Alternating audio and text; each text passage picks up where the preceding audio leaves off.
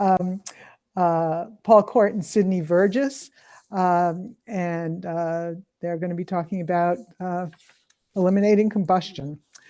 So Paul works with Earth Justice, and he is the director of Right to Zero, which is based in their California regional office in San Francisco. He received his bachelor's and master's degrees from MIT, Massachusetts Institute of Technology, in civil and environmental engineering, and his JD from the University of Michigan in 1996. And before joining EPA, Paul was an attorney with EPA in the Office of General Counsel in Washington. And then more recently, he worked in the Office of Regional Counsel in Region 9 in San Francisco. And Sydney is Dr. Sydney Vergis. She is the Deputy Executive Officer for Mobile Sources and Incentives at the California Air Resources Board. She took that position in June of 2023, and her responsibilities include overseeing new and emerging air pollution control programs and policies related to mobile source emissions. And we are delighted to have them with us today. So I'm going to turn it over to Paul and Sydney. All right. Well, I think we were going to start with Sydney, talking a little bit about what California is doing, and then I can talk about my work, and then we'll get into sort of hot topics and barriers. Does that sound good, Sydney? Sounds great. Well, first, I'd just like to say, thank you so much for the opportunity to speak with all of you kindred spirits, and of course, for the opportunity to be a co-panelist with Paul, who I always learn a lot from. So I'm looking forward to a lively discussion. I'll just kind of run through, in California, our history of our pollution problems, and then, of course, CARB's experience regulating vehicle emissions and kind of where we are now, just to give you a broad overview, at least of the things I think about. So I'm sure many of you know this, but California's history with pollution problems really goes back quite a ways. One of our earliest recognized bout with smog came about in the 1940s. There was one summer in particular in 1943 where this cloud of smog cut visibility in the Los Angeles area to only 3 blocks. And this unfortunately became not that unusual. In Southern California cities in the 40s and through the 80s, there were many days where you could not see the length of a city block, which kind of became our siren call for the reason why CARB was formed. Children were kept indoors during recess. People exposed as air pollution suffered from eye irritation, respiratory problems, and nausea. So this really spurred a lot of local and state efforts to control air pollution, which has resulted in a lot of improvements. So if you look at the case of just Los Angeles alone, this work has resulted in cutting down the number of air quality alerts from 100 a year to less than 10 per year today. And this really became a story for us about the importance of technology forcing standards, and these regulatory efforts that CARB and local air districts undertook to clean up regional air quality issues led to a number of successes that we like to really herald. So the design of cleaner engines and fuels, which include, the development of the catalytic converter, unleaded gasoline, and then of course our new generation of electric and hybrid vehicles. And the reason why I'm touting this technological and cleaner progress as a California win is that, as I'm sure many of you recall, CARB has special standing in the Clean Air Act. So at CARB, we can set our own health-based air quality standards statewide for vehicles and fuels and consumer products. And we're the only state permitted under the Federal Clean Air Act to set our own requirements for motor vehicles. So other states are allowed to copy our standards or follow the federal standards, but this authority really can give California an outsized impact on various markets. So shifting to some of the highlights of emissions, I think the history of light duty and passenger vehicles is, kind of one of the most pointed to examples, particularly given how successful it's been. This regulatory regime, if you look at a 1975 passenger vehicle, today's cars are more than 99% cleaner, thanks in large part to the various regulations that CARB has put on the books. We all know that cleaner cars mean cleaner air. But we know we need to continue to shift from cars that burn only fossil fuels to increase cleanest and most efficient cars available on the road. So to that end, California now has some very ambitious goals on the books. We are under a governor's executive order to achieve 5 million zero-emission vehicles on our roads and highways by 2030. And under our regulatory requirements, 100% of new vehicle sales must be zero emissions starting in 2035. So this will help us ensure that the state meets our federal air quality mandates as well as our own climate goals. So there's a lot to celebrate here, and things have gotten better in many ways. But despite all this progress, we continue to have some of the worst air quality in the nation, particularly in Southern California. So 26 million Californians are still breathing unhealthy air. And according to the most recent American Lung Association State of the Air report, that more than 1 in 3 Americans are still breathing unhealthy air. So there's lots of work to be done, both in California and those communities that have been most impacted by pollution for far too long, but also across the United States. And in California, transportation continues to be the largest contributor to air pollution emissions. So we at CARB really see zero emission. And by zero emission, I mean both battery electric and hydrogen fuel cell solutions in the off-road, passenger, medium, and heavy duty space as really being the best solution to meet our goals and protect public health. You also see us where, in the cases where zero emission may take longer to deploy, you also see us working on cleaner combustion efforts. So if I look to our heavy duty trucks portfolio as one example, our policy portfolio specific to trucks includes cleaner combustion standards and zero emissions mandates. Trucks in California make up only 6% of California's vehicle population, but they represent almost a quarter of the state's transportation-related greenhouse gas emissions and about half of our transportation-related NOx emissions. So trucks are really kind of a cornerstone for how we want to achieve or how we need to achieve our cleaner goals. So in the early days of thinking about zero emission trucks, when we were looking at the question of how do we put forth a policy portfolio that accelerates a transformation from a combustion fleet to a zero emission fleet in the trucking space, we started talking to fleets. And what we learned from those conversations is that a lot of fleets really, really wanted to purchase zero emission trucks, but there weren't really any available to purchase. And what that meant was that while over 500 makes and models of zero emission trucks are available internationally on the commercial market, those product offerings were not available in California. And we and fleets know that for many types of zero emission trucks, that total cost of ownership for ZE is already penciling out against conventional diesel trucks. So by not having the option to purchase zero emission trucks, our fleets were missing out on those savings, and our communities were missing out on the clean air benefits that come with those zero emission trucks. So recognizing that we had a pretty big supply problem, we developed and adopted the Advanced Clean Truck Regulation, which now requires manufacturers to sell increasing percentages of zero emission trucks into our market. So this regulation on its own will result in over 300,000 zero emission trucks being brought to California's roadways by 2035. And more recently, our board added a requirement that 100% of trucks sold in California in 2036 must be zero emission.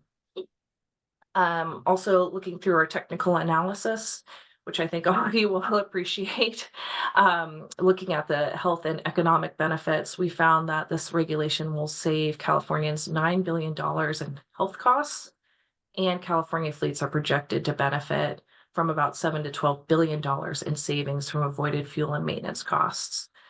One of the things that we often get asked about when talking about our advanced clean truck regulation is what are the costs going to be for fleets? And the answer is no, there's going to be significant savings.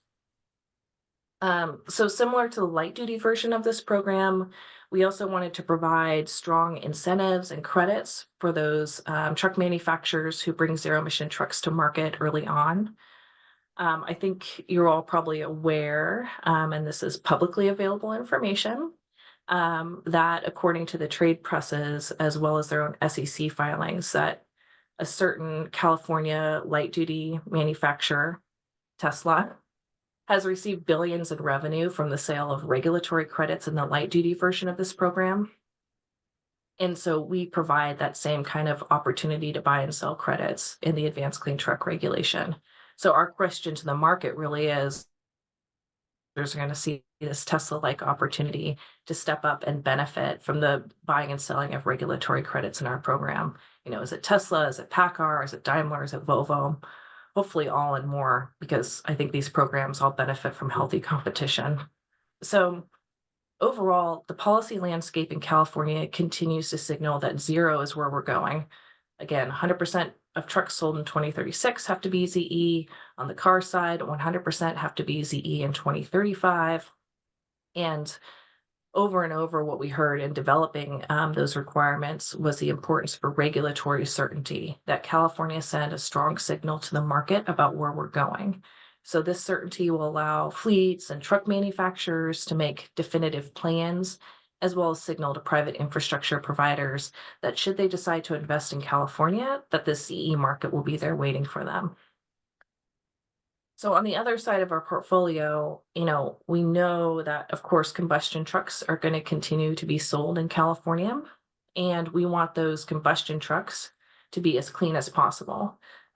Trucks live for a long time. So on average, semi-tractors live for about 15 years, 18 years for all other trucks. So those trucks that are sold today will continue to be on a roadway for quite some time.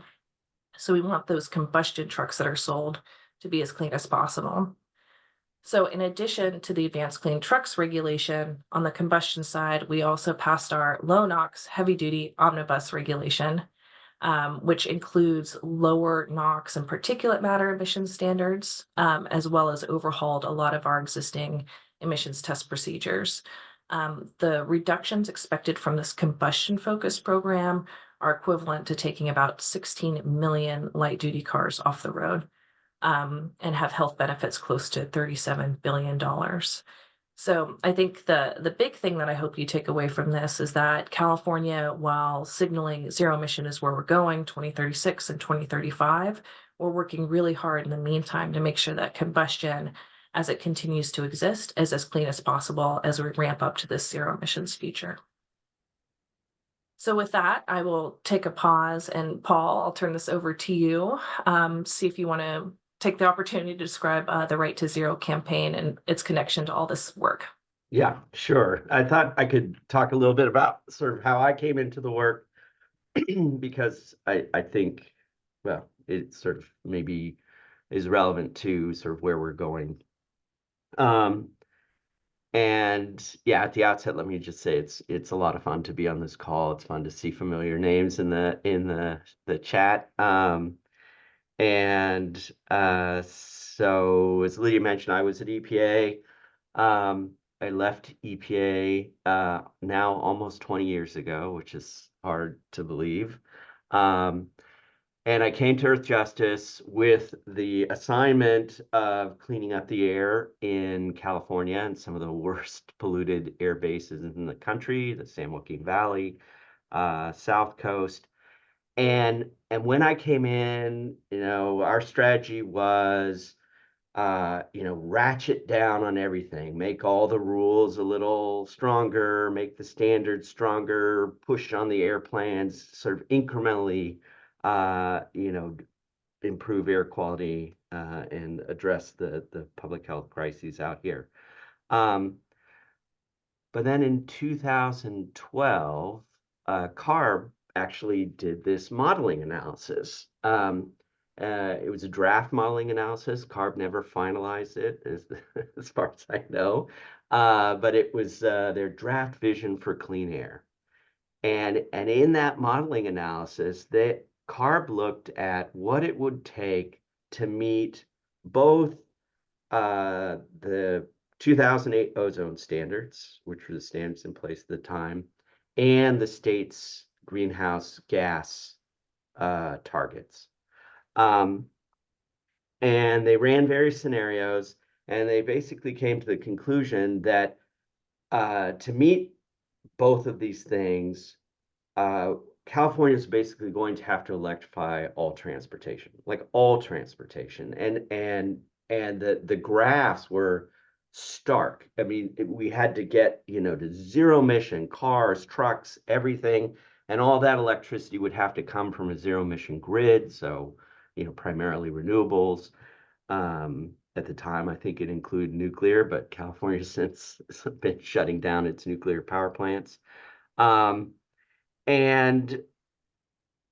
for me, sort of reading the report, I had kind of several sort of, aha moments, revelations. The first was that electrification of transportation and everything else is not just about climate. I think a lot of the conversation to that point had talked about zero emission vehicles as a, climate strategy for the most part.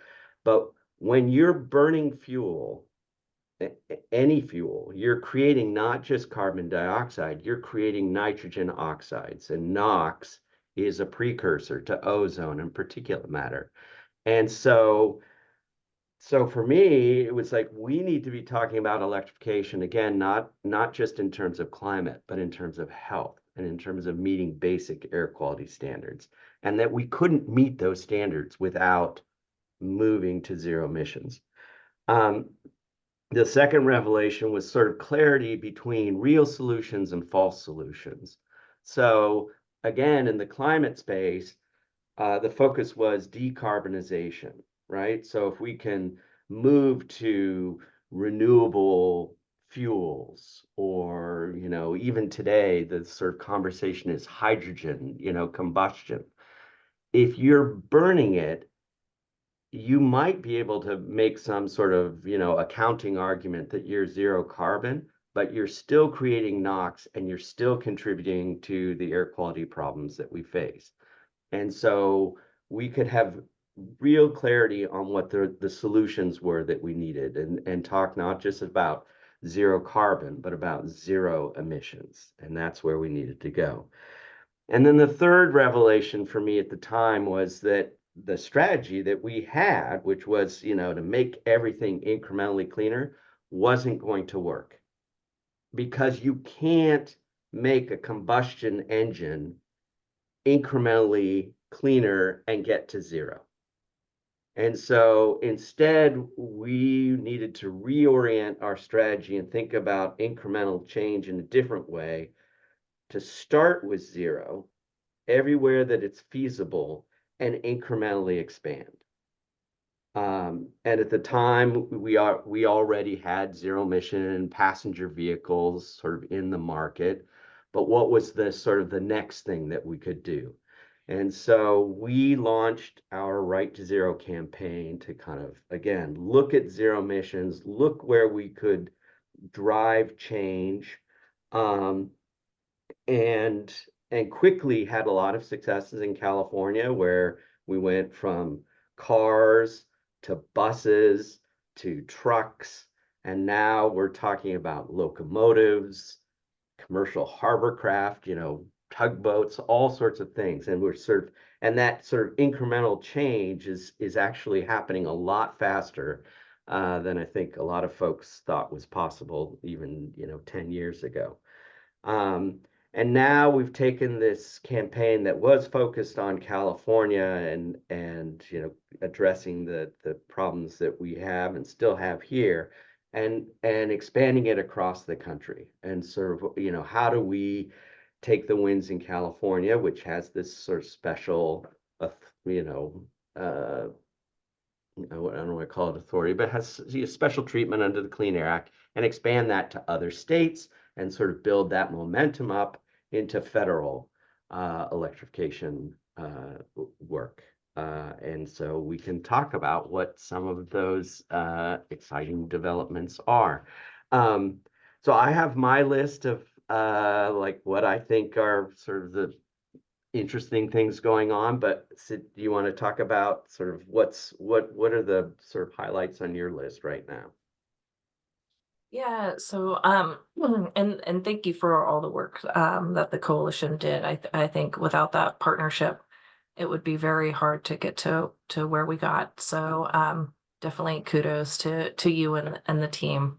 That was quite an experience, particularly on the truck side, but I think with some really good outcomes.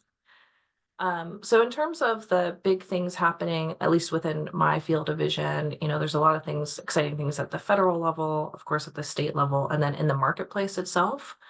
So Paul, I think you're going to talk a little bit federally about the different regs that are coming out from our friends at current US EPA on the trucks and passenger side, which are being complemented by some really big investments. There's some announcements that really came out on heavy duty corridors funding for heavy duty zero emission vehicles. So for example, Washington, they're getting a port drayage charging project.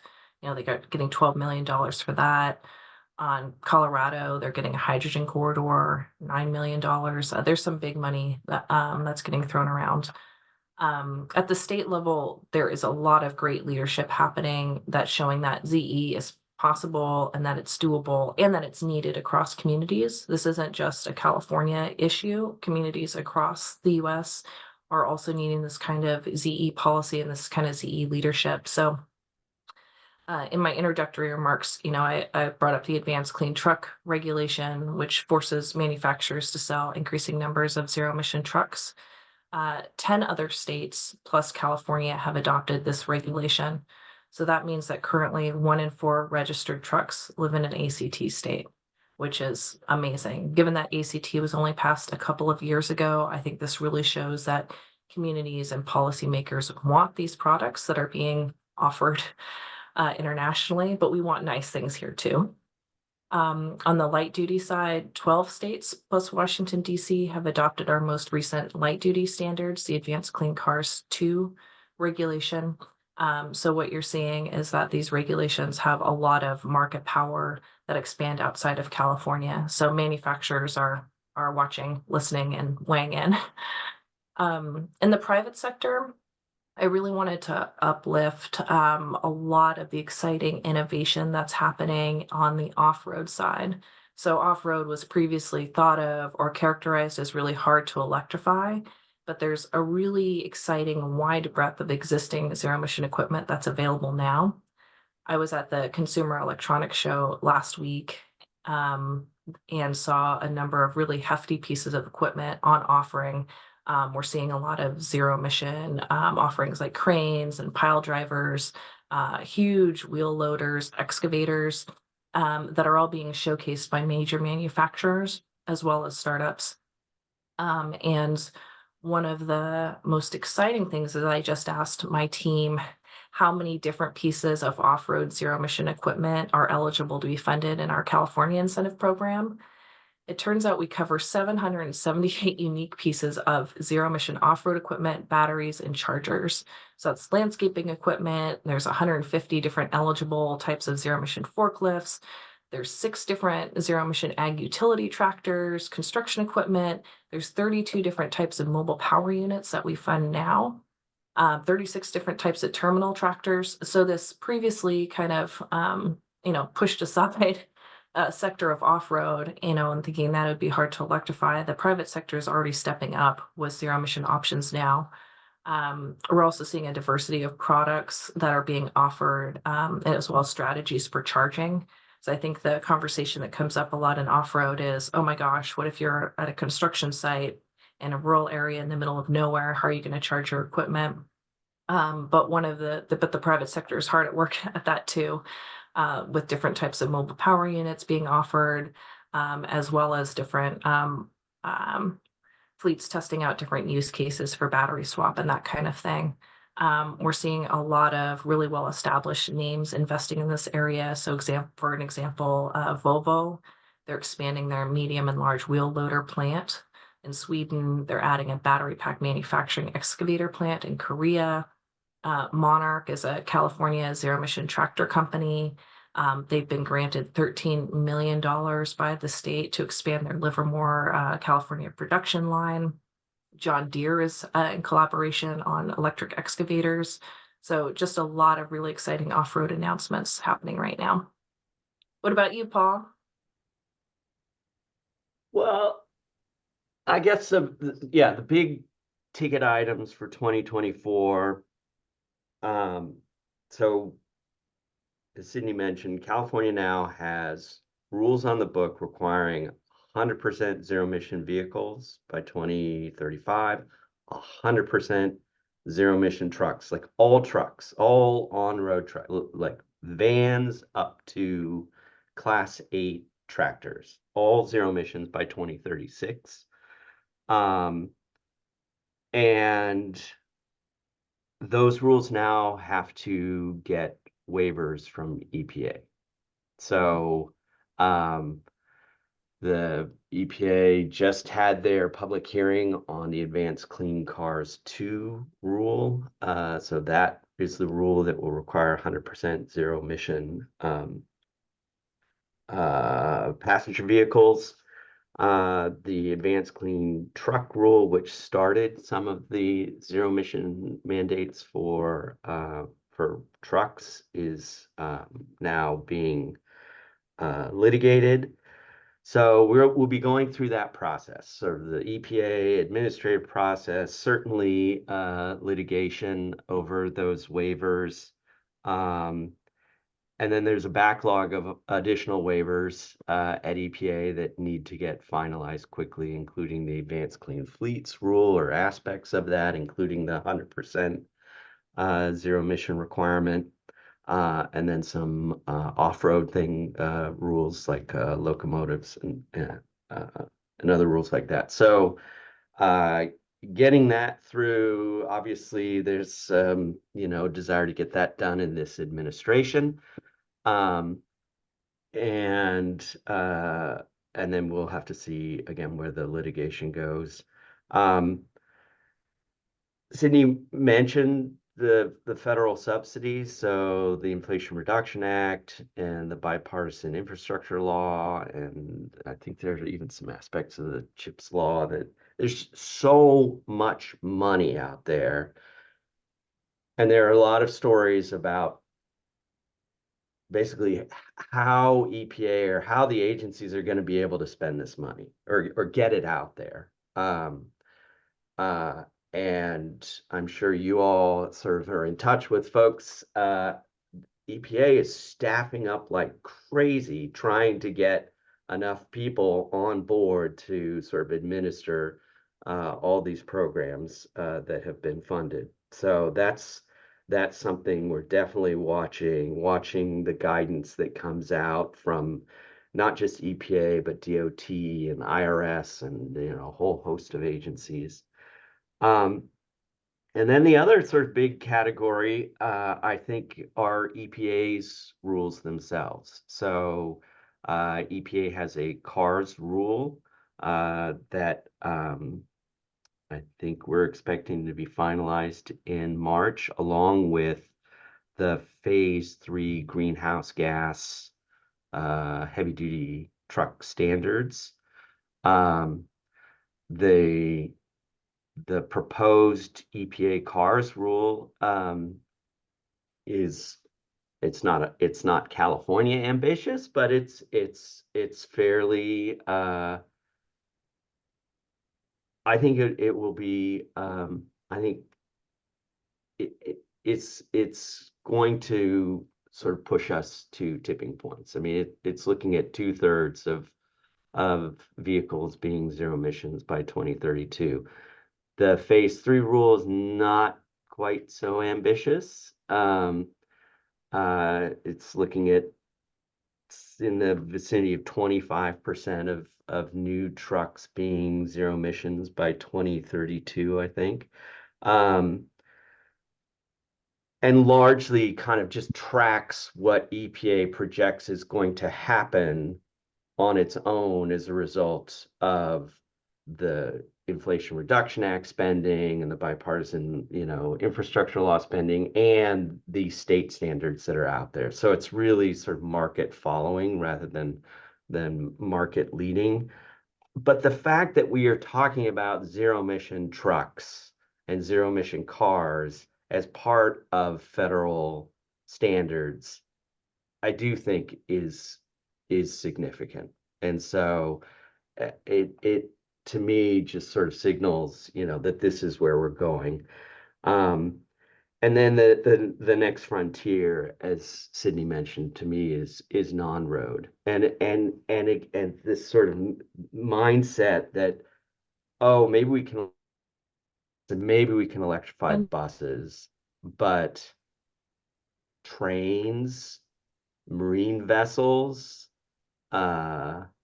aircraft, like that's not going to happen, but it is going to happen, and it's actually happening a lot faster than I think anyone anticipated. So kind of seeing again that sort of incremental like electrification of transportation, it will be accelerating, and it'll be interesting to kind of see how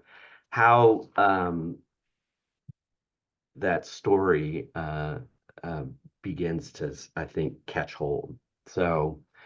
Um, so those are the things I'm looking at. I think we're going to talk about barriers, unless there's something that's popping up in the chat that we need to jump into.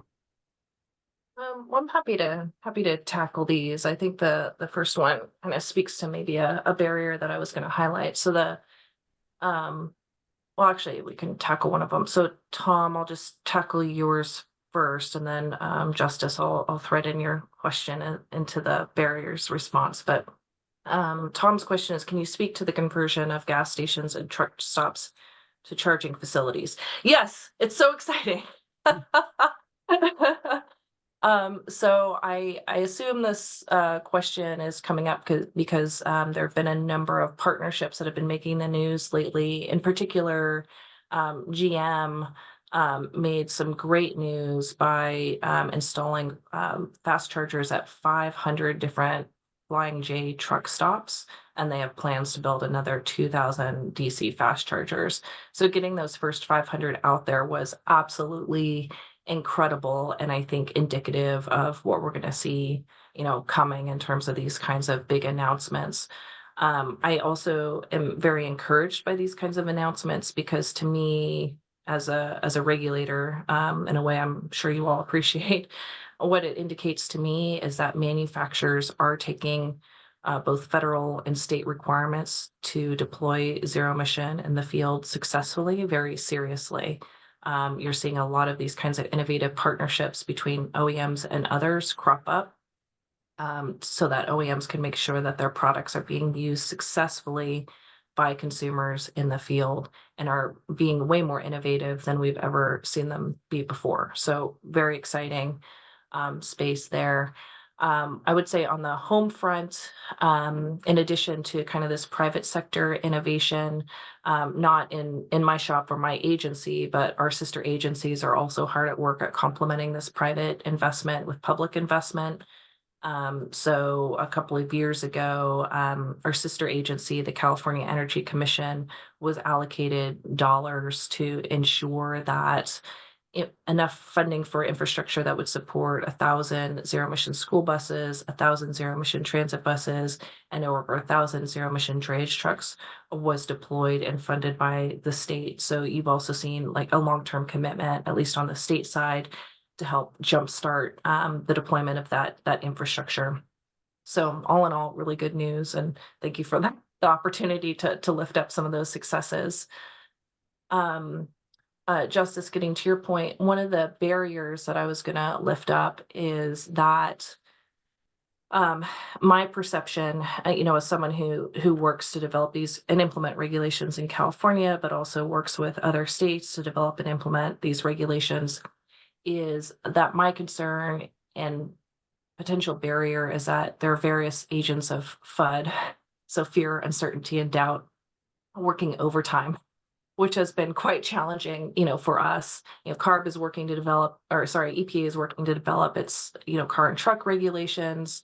And, the California example of our regulations are being brought up in a number of ways, kind of in the ether, that are pretty misleading. So staying on top of all of these things is like trying to attack a multi-headed hydra. So a few things that we've been hearing, and I'll get to what you're getting at in a second, but we're hearing rumors that California's regulatory regime is untenable, but this is patently false. We're already 2 years ahead of time of where manufacturers need to be on the advanced clean truck regulation. It's not untenable. It's already a success.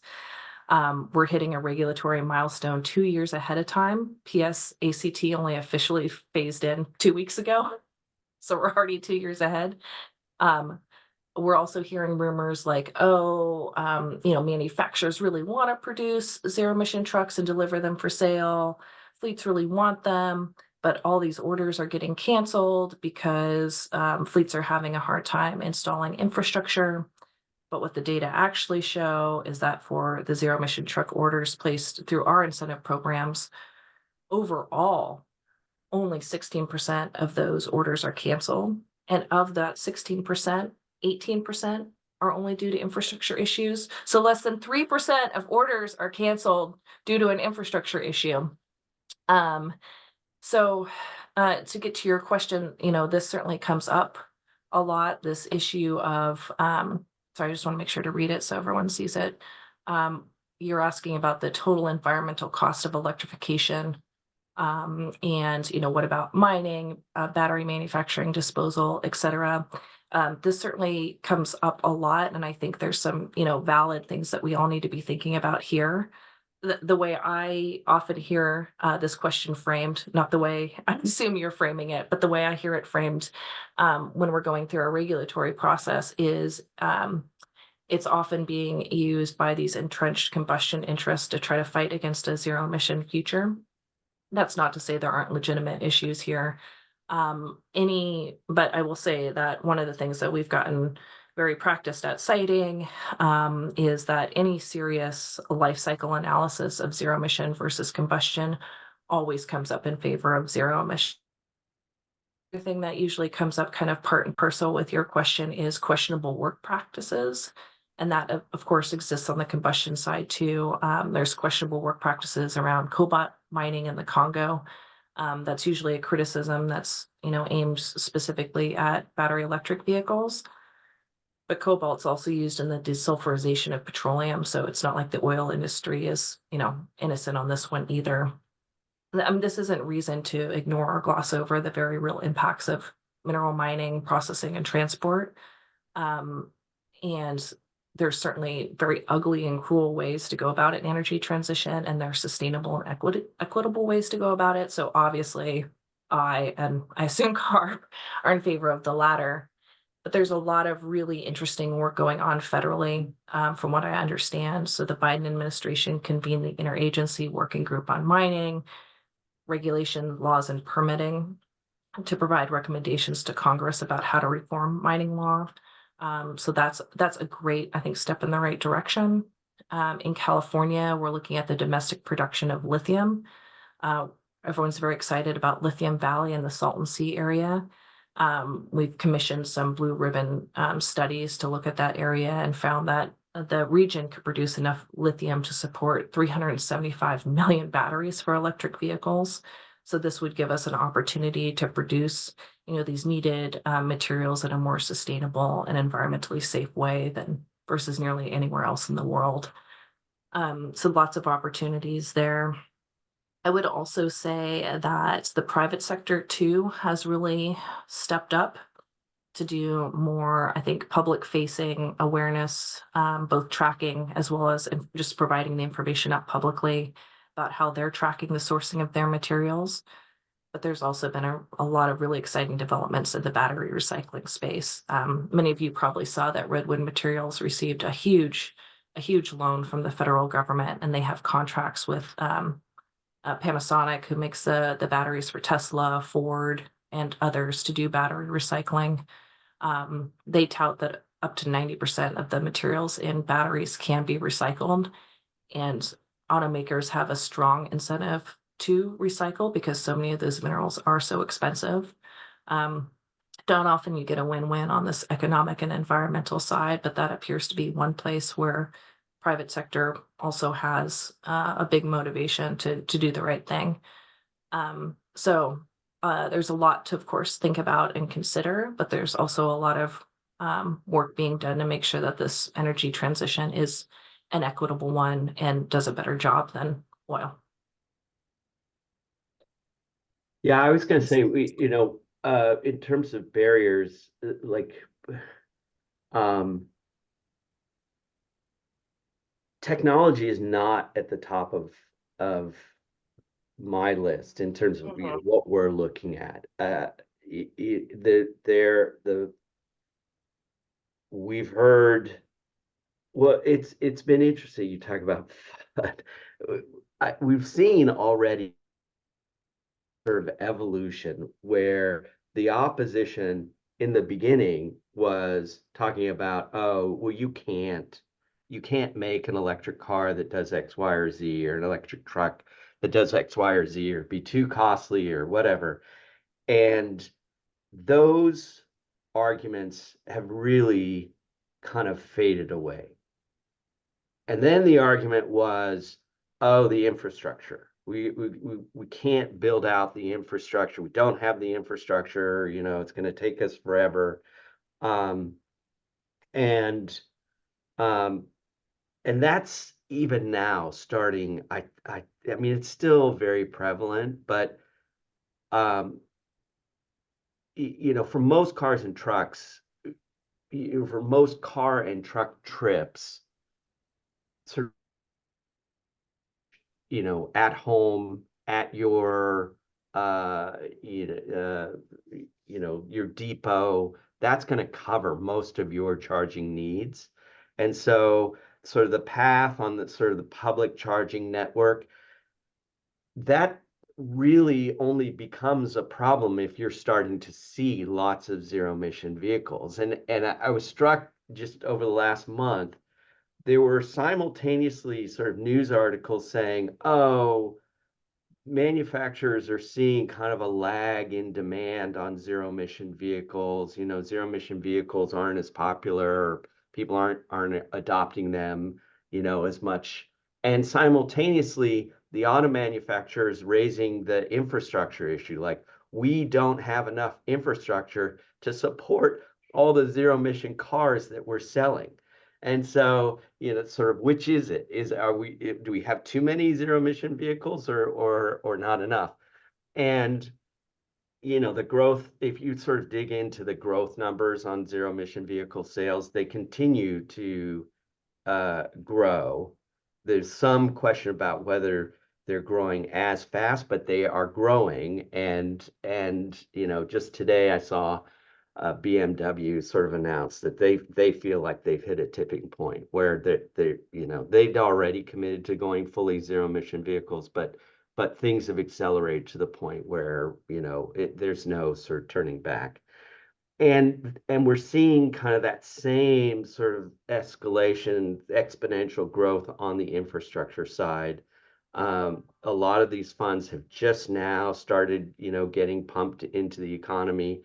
And so I think you're going to see kind of a similar evolution in the sort of arguments around infrastructure that,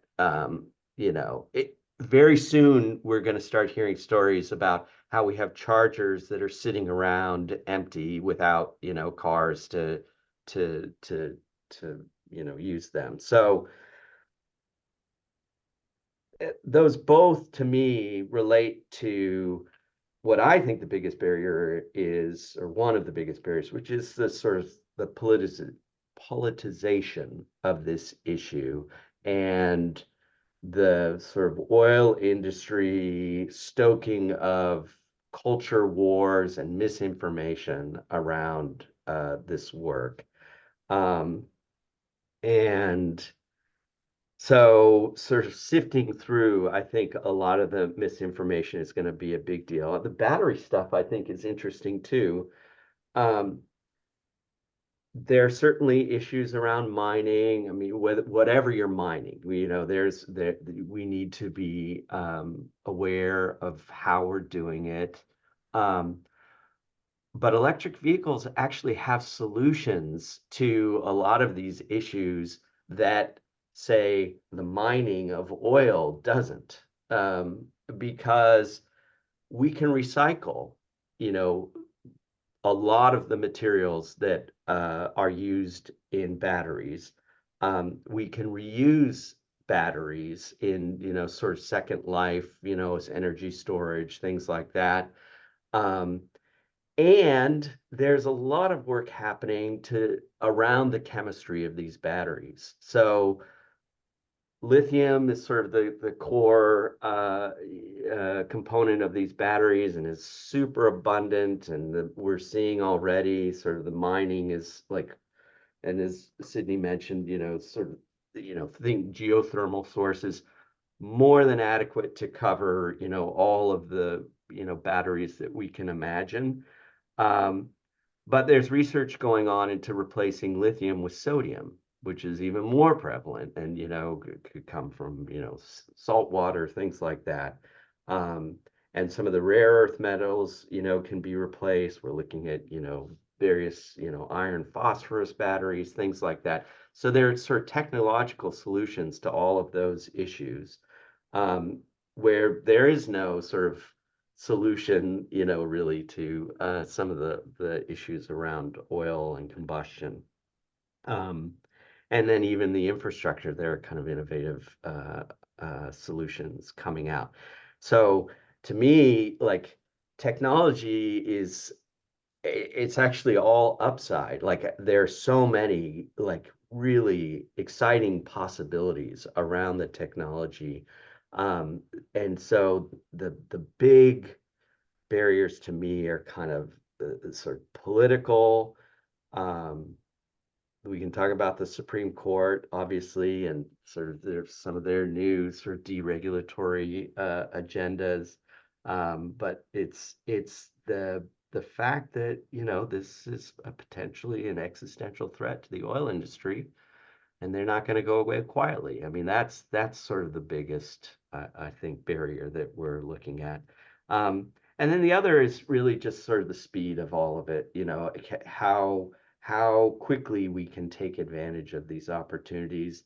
And the IRA and the bipartisan infrastructure law are kind of a great example. Like, we now have all this money, like, can we like get staffed up and figure out how to get this money out there and take advantage of those opportunities?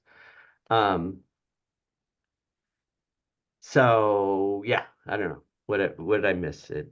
Well, there's a couple more questions popping up in the chat, and a few of these I think we could link in with our with barriers conversation and expand on that a little bit more.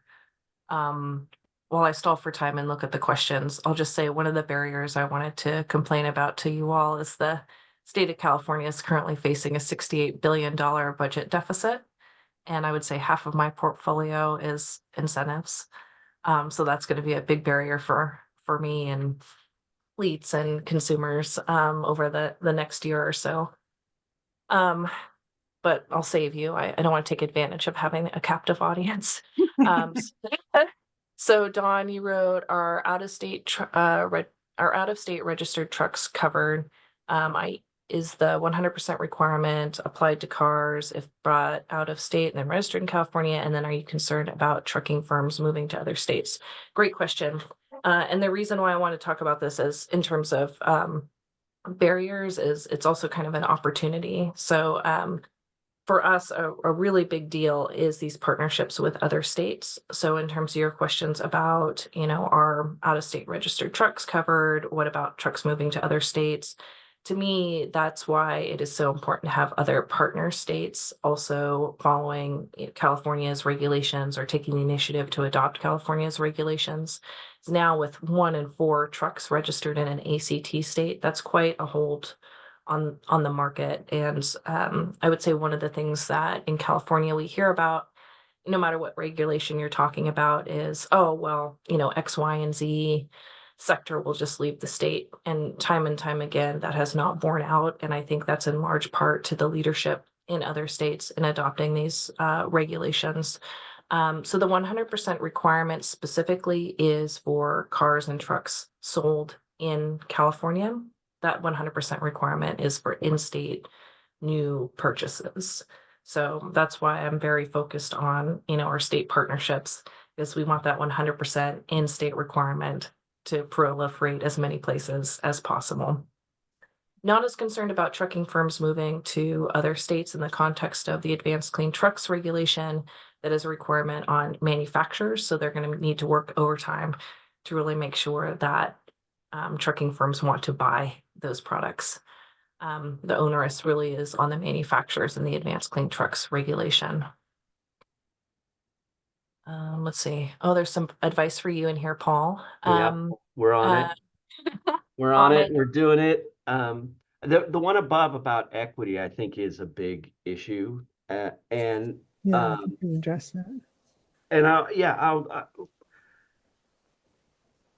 it is something that has gotten a lot of attention. We've explored various sort of ways to create incentives in California, for example, to sort of push for increased offerings that are affordable. I also think that this is one of those issues that is going to get easier over time. Already, the story on EVs is it's only expensive cars.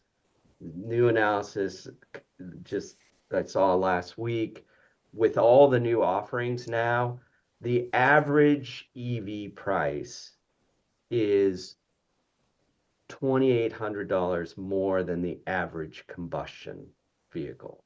So the price differential between EVs and combustion vehicles has come down significantly. And as California and other states require more and more zero emission vehicle sales, the manufacturers are going to have to dip into sort of the non-luxury markets in order to hit those sales numbers. So you're going to see manufacturers have to start offering cheaper and cheaper cars. And they will, because the technology is getting better, the battery prices are coming down, everything is pointing in the right direction where new vehicles are going to be cheaper and cheaper. And then the secondary market is going to start to grow again as we get more and more vehicles. So I think the big issue for equity is not so much the cars and the price of cars, it is the charging infrastructure. And that's really like a public utility commission issue that we've been working on. So making sure, or actually, we've also been doing it through building codes, making sure all new multi-unit housing is EV ready, and directing utility incentives toward sort of equity markets, both electrifying those buildings and making sure that there's public charging available in those communities. So that's a lot. Anything else we should cover or wrap up? I don't know, Lydia, how do you want to? I'll just say, Yeah. I was asked for a list of the different states that have adopted our various regulations. So I summarized that in the chat. So if you're interested in knowing if you live in a 177 state, you could check that list there. And then just a thank you for those of you in the chat who are noting your personal experiences with the affordability of a used electric vehicle. Steve, appreciate why is the US slower in adopting? And thank you all for the really interesting questions that have led to a really interesting back and forth. Well, I think unless there are other questions here, I think Beth, was there one more you thought we should try to answer here? Yeah, yes. Yeah, from Warren, yeah. Yes, from Warren. Yeah. So do you? Again, I think there's some education that has to go on. The building codes are sort of evolving. Again, there's work going on in California to, again, make new construction EV ready. I think, that then will spill over into building code requirements for retrofit of existing stock. The fun thing is it's not just transportation electrification too. We talked about transportation electrification here. Right to Zero, for example, is electrifying everything: buildings, industrial sources, transportation. And all of these things, I think, are connected. Like if we start looking at zero emission buildings, so, using heat pumps and induction stoves and things like that, battery backups, like all of it, I think is going to sort of educate, build comfort with these technologies. And I think we'll be, updating a lot of, building codes and local ordinances on these things. Looks like Warren says he's in Pennsylvania, so maybe some more work can be done in Pennsylvania. Yeah, To, we're And I have working on to it. I have to take advantage of Steve's follow-up. I had misinterpreted his question based on my own paradigms. So he said, why is the US slower in adopting EVs than other countries like Norway, China, and the EU as a whole? And the reason I can't help myself is that this is what I wrote my PhD dissertation on. So if research from 10 years ago is to be believed, a lot of people look at the Norway market and say, oh, well, they can afford all these luxury products like electric vehicles because they're rich. It's a oil rich country. But what somebody's research showed was that Norway had a really consistent dedication policy wise to EV policies. Their origin was that they wanted to rival Sweden. They were kind of jealous of Volvo, and they wanted to have their own EV company, Pivco. So going back a number of years, they were rolling out all the stops to try to be this EV production hub. And while Pivco didn't necessarily win out in the end, there was a consistent effort on the part of government and figureheads like the Norwegian king and queen, going out there and supporting EVs. Incentives, regulatory policies, they just hit it all consistently over the course of what is now 30 something years.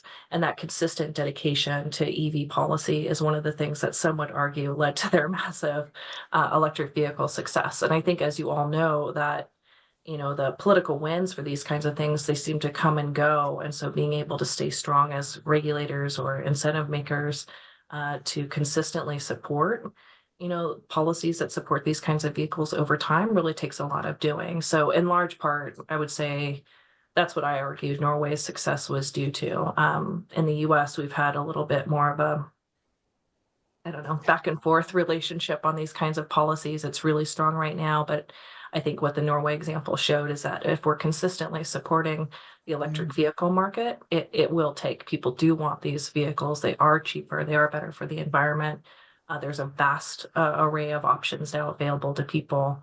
And the market, irrespective of what the news reports are misleadingly saying, is very strong. I didn't look at China. That market was too new at the time. But thank you for the follow-up question, Steve. That was really fun for me. Well, actually, and this is giving me an opportunity to say something I should have said in the beginning, which is that Sydney received her BS in Environmental Policy Analysis and Planning, a BA in Economics, a Master of Science, and a PhD in Transportation Technology and Policy from UC Davis. So she has great education and experience, which she has very thankfully brought to us today, which we really appreciate. And so I want to say thank you so much to both Paul and Sydney for doing this. It's been a wonderful education for me about all the work that's going on. And I'm so grateful that we have the two of you working on these things on behalf of all of us. So thank you, and thanks so much for doing this with us today.